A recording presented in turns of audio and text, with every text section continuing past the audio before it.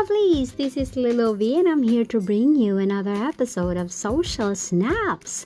March is already here, summer is near, and I suppose people living in the tropical areas are preparing for the hot summer. El Nino is expected to be felt in the last week of March, and I can only hope that everyone should take care of our skin by nourishing it, summer or not.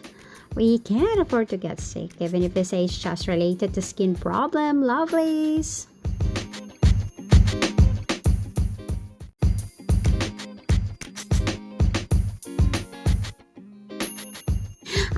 I know. We just got off from the hook of the pandemic, and while we enjoy our summer, we should take care of ourselves, lovelies. It is better safe than sorry, just how we become aware about the atrocities brought about by a bad love.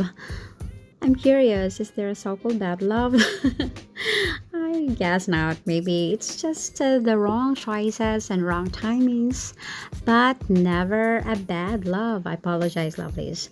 That was a thoughtless thought, and I'm the bad one.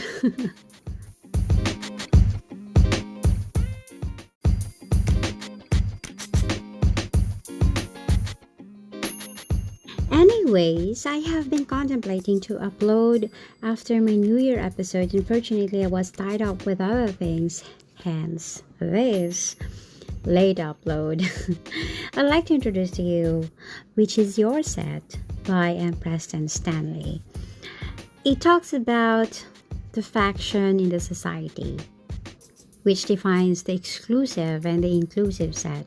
But before I deliver the piece, let's distinguish the terms based on our ever-useful dictionary, Merriam-Webster, and we take up the adjective definition of this verse because of how it's used in the passage.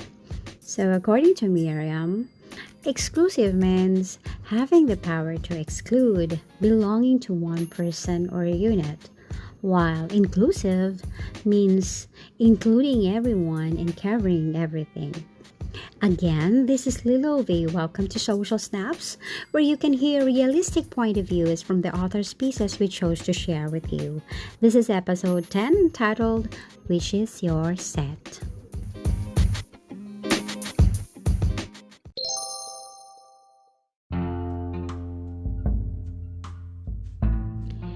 Exclusiveness is supposed to be one of the highest and choicest of human pretensions.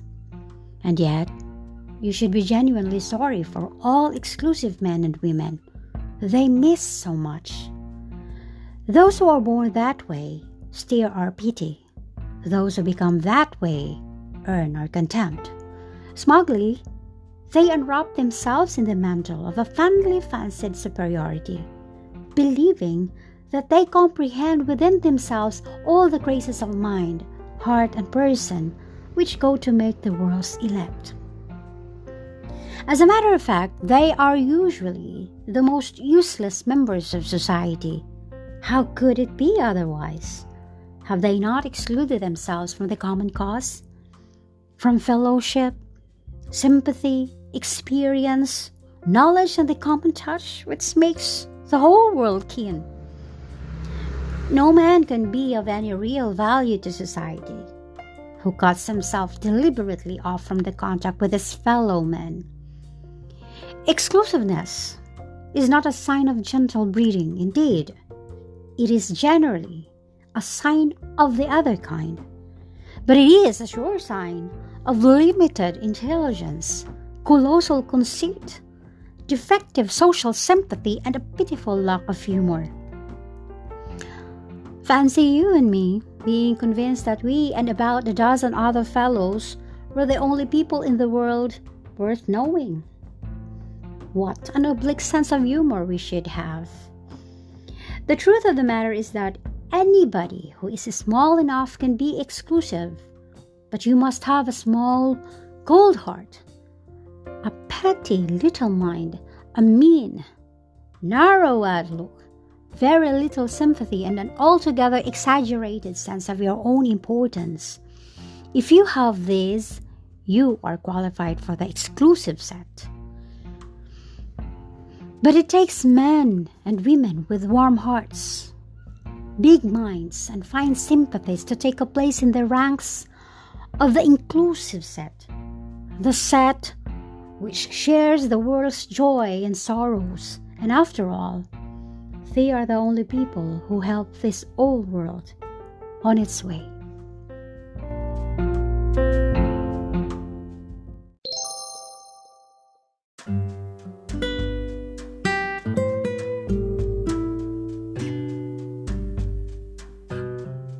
My basis for this episode are the recent events which happened here and there. From the last year's presidential election in the Philippines, the faction it has created, the war between Russia and Ukraine, the never-ending problem of the world with terrorism, and all that, to highlight a few. These situations made me think more or less that there is something wrong with our norm. The mindset and ideologies of the people around the world is contagious through the use of social media and even outside of it. We are being guided not by our principle and the golden virtues we knew, but we are led by the existing influencers who are under the shadows of their own confusion. Disclaimer, lovelies, I am not a scholar, but I can see where we should halt in clicking the bait which the impertinent ideologies that are being introduced to us is leading us to.